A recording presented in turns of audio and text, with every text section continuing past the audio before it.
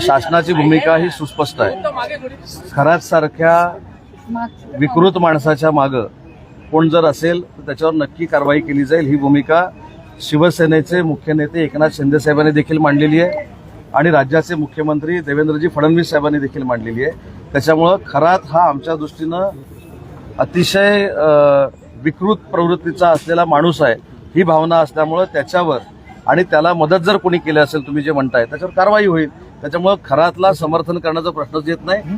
खरातवर कायद्यातली सगळ्यात कडक कारवाई झाली पाहिजे अशी आमची भूमिका आहे. संजय राऊतांनी त्यांच्या संस्थेला पाणी दिलेलं आहे साहेब. संजय राऊतांनी समर्थन केलेलं आहे. खरातांच्या ज्या संस्थेला पाणी दिलं होतं त्या अनुषंगाने त्यांनी समर्थनच दिलेलं आहे. त्यांना टीका करताय. कसं आहे, त्यांनी केलेलं सगळं चांगलं आणि समोरच्याने केलेलं सगळं वाईट ही त्यांची भूमिका अनेक वर्षाची आहे. त्याच्यावर मला बोलायचं नाही. पण ज्यावेळी 2 बोटं घेऊन आपण समोरच्यावर दाखवतो तेव्हा 3 बोटं स्वतःकडे असतात. हे एकनाथ शिंदे साहेबांनी स्वतःच्या भाषणामध्ये सांगितलंय. तीच भूमिका आज त्यांची आहे. प्रकाश आंबेडकर म्हणाले की ओबीसी म्हणून रुपाली चाकणकरांवर कारवाई फक्त होऊ नये तर बाकी सगळ्यांवर कारवाई होईल. त्या ओबीसी नेत्या आहेत. मला कोणावर कारवाई होते या व्यक्तीबद्दल बोलण्यापेक्षा खरातच्या प्रवृत्तीचं समर्थन कोणी करू नये.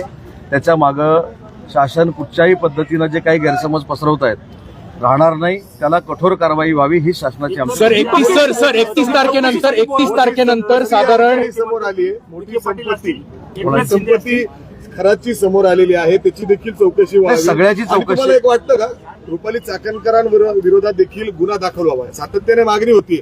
रोल देखील दिसतोय म्हणजे पुन्हा एकदा सांगतो की खराच्या प्रकरणामध्ये कोण व्यक्ती आहे त्याच्याशी आम्ही काही संबंधित नाही.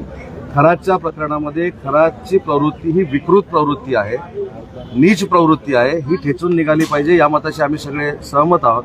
आणि चौकशी अंती मग मी असेल अन्य कोणी असेल या चौकशी अंती जर काही निष्पन्न झालं त्याच्यावर कारवाई झाली पाहिजे. मी कुठच्या व्यक्तीबद्दल बोलत नाही.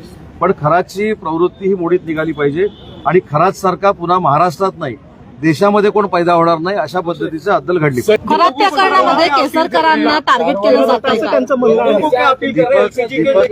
दीपक केसरकर साहेबांनी खराच्या बाबतीतली त्यांची भूमिका स्पष्ट केलेली आहे.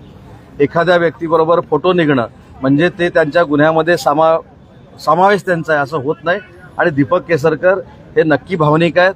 नक्की देवाप्रती म्हणजे आपण सगळ्यांनाच आदर आहे परंतु आपल्या सगळ्यांपेक्षा देवाप्रती जास्त करणारे ते आहेत आणि म्हणून त्यांना टार्गेट करण्यामध्ये काही अर्थ नाही. दीपक भाईंनी स्वतःची भूमिका स्पष्ट केलेली आहे. त्यांचा फोटो किंवा त्यांचं तिथे जाणं म्हणजे ते ह्याच्यामध्ये इन्व्हॉल्ड आहेत असं अजिबात नाही. त्यांनी त्यांची भूमिका स्पष्ट केली.